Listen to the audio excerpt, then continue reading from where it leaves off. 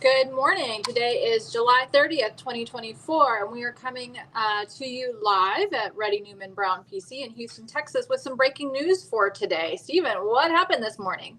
Yeah, 9:43. I'm sitting there enjoying my coffee and get an email from USCIS saying they are going to conduct a second lottery from the previously submitted fiscal year 2025 H-1B registration. So I think that's a little bit of a surprise, Emily. I thought with the kind of new system in place, they weren't going to run a second lottery. And they do note, we're not running a second lottery on the master's cap.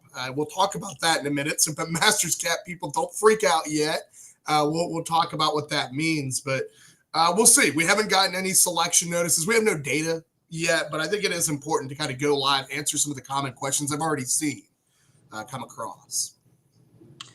All right. Yeah. I mean, there were 470,000 eligible registrations this year. USCIS selected 120,000 to fill 85,000 slots. So we had, doing my quick math here, 35,000 extra. And even with that, they couldn't fill the cap. So that's interesting. And just for some history, back in the day when I was first kind of getting started in the early 2000s, when we were mailing the petitions in, we would, in the past, the bachelor's cap would close early and the master's cap would remain available for some time. So this was before we had to file in a 5-day window. We would hurry up and file, and they would keep this cap count updated on their website every week and tell us how many bachelor's cases they received and how many master's cases they received. The bachelor's cap would always close first, and then we could continue filing under the master's cap until that was reached. Now we've got the exact opposite. So apparently everyone who's filing has a U.S. master's or higher degree.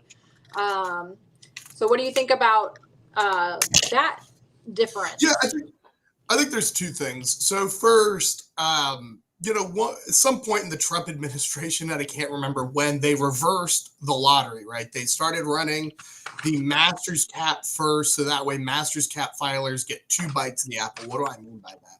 Well, we have 20,000 extra H-1Bs for people that have U.S. master's degrees. So what they decided to do during the Trump administration is they were going to run that first, and then whoever wasn't selected from the master's cap that applied in the master's cap would then move over to the regular cap, and then they would run that. So they somehow, statistics show that gave them a better chance. I don't know. They were always in the 2 bites of the apple, right? But it was the reversing the order somehow gave them a better statistical advantage, which is what, the master's cap was intended to do. But to the point, what this tells me, because we're done with the master's cap, is that there was a significant number of selected non-master's regular cap registrations were selected, and then a number of those didn't file, at least some sort of amount that is significant enough to run a second lottery. You said there were 30,000 something extra. We're not going to run they're not going to run a second lottery because 200 petitions weren't filed, right? There's got to be a significant number. And I know we've already got a question, how many slots? We don't know. USCIS did not publish that data on how many H-1Bs will be selected. Maybe it is the 200. I think we're going to see some sort of number higher than that, but I don't know. Yeah, I'm trying to remember in the couple of years that we had a second lottery before, how many they selected the second time around. And I want to say it was in the 15 to 20,000 range. Do you? I'm trying to see if I can't find any articles or anything. Yeah, we definitely posted about it on our website. So we'll keep looking for that to give people an idea of how many could be selected this year. Of course, they didn't tell us how many petitions they actually received in the 65,000 bachelor's cap. So we don't know how many extra they're going to select. And, some one of the questions is kind of, is this showing that the new system is working or didn't work, or is it there's a downturn in the economy? There's not as many jobs. Like, what do these numbers tell us? And I find it interesting that, again, this year and compared to last year, there were 52,000 employers that submitted registrations this year, which is practically the same as it was last year. So the number of employers participating in this has not changed from one year to the next. The only thing that changed was the beneficiaries don't get the multiple names in the hat if they're with more than one employer. I think, to me, this suggests that employers are just putting names in the hat because it's super cheap and there's not a lot of downside to it. And then when they actually get selected, they're trying to figure out, do I actually have a job offer available? And maybe they don't anymore, or didn't at all in the first place. And so they don't file. That's my sense of what it is. So this idea that they've modified the cap to eliminate these companies from filing from registering when they don't have a legitimate job offer, that was not successful. Adding a simple attestation where the company has to attest by clicking a button that they have a legitimate bona fide job offer available for this person, what did not do anything to stop employers who do not have a bona fide job offer. Because the number of employers was practically the same. Going back, I found some data here.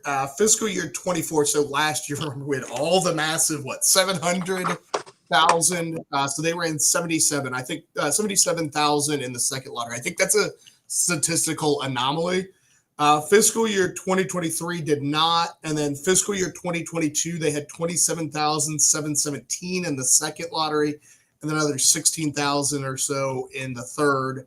And then they did not report data for the 21 or 22 or 21 or 20. So yeah, I think your estimation's right. Somewhere between the 15 to 25,000 range is probably what I would expect. And so with these selections, they will start coming in. We have not received the email saying we have taken action on your case. And it, because USCIS makes such an amazingly bad website, it's not easy to sort what's new. But I would expect, we're going to see selection notices that are roughly the same. My guess is that we'll probably see a filing window, if I had to guess, of August 1st and then 90 days from there, which would put us at what? October 31st-ish, somewhere around. Yeah, that's what it's been in the past. I remember, what was it?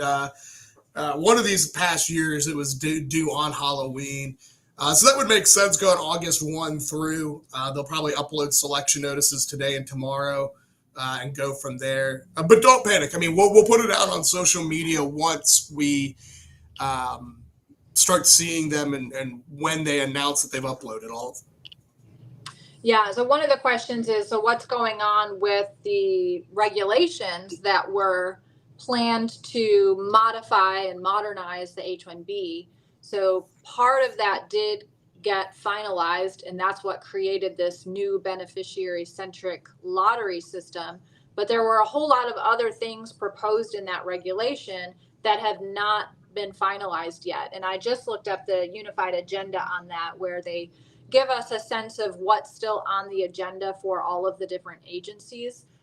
This is the spring agenda for 2024, and they are still planning to move forward with the rest of the regulation that was going to change the definition of specialty occupation, address some cap gap issues. They took care of the registration system. I don't know how successful that was. But we're looking at December 2024 for a final push on that. The election may have some implications for that. So nothing in the near future is going to change H-1Bs. So I want to just go back real quick for for people to make sure everyone understands who has a chance in this second lottery. As Stephen said, the master's cap is full, but that does not mean if you were registered under the master's cap that you don't get a chance in this second lottery. They're not only selecting from the remaining bachelor's cap people who weren't selected. Anybody who is not selected the first time around gets a chance again in this second round. So we may have people that have the master's and the bachelor's selected, but they're going to be filed under the bachelor's cap. And that was, as Stephen mentioned, kind of the way to try to improve chances for U.S. master's holders by giving them that 2 bites at the apple and trying to encourage filings from people with U.S. master's degrees. And so as Stephen said, we don't have any new selection notices yet. We've not received any email notifications yet. In the announcement, USCIS specifically says that soon we will select additional registrations. So that could be today. That could be in the coming few days. And then once we start getting those, usually it comes in over a couple of days at the most. So I would think by Monday, it's probably going to be done. That's just a guess, but based on how these things have happened in the past, a lot of times they make these announcements on Fridays and we start getting all of the registration notices and then it's over on Monday. So we got a few extra days here. So I'm thinking by Monday, it'll probably be done. We will definitely be posting on social media to let people know where we're at in the process and as cases are still coming in so people know whether they still have a shot or not. And then we should have 90 days to file the H-1B petition. So how does that work for the cap gap? So let's say you're on OPT now and your OPT is expiring in mid-August. You need to still file the H-1B petition before your OPT expires to get that automatic cap gap extension, even though you might have until October, late October, to file the H-1B. Make sure your employer is aware that you actually need to file before your OPT expires. This is for people who don't have the STEM extension option or who've already used their STEM extension and are now coming to the end of their OPT. To be able to keep working until October 1st, the H-1B has to be filed before the OPT expires. For people whose OPT already expired and are now getting selected, there is no cap gap, unfortunately, so you won't be able to work based on the pending H-1B.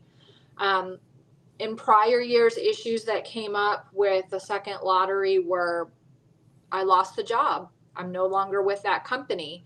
What are my options? Unfortunately, you cannot take that selection notice with you to another company unless you registered under multiple companies. So you either need to forego the H-1B selection that you got or try to go back to that prior employer and see if they would be willing to file it, sponsor it, get approved to allow you to transfer to another employer if they're willing to.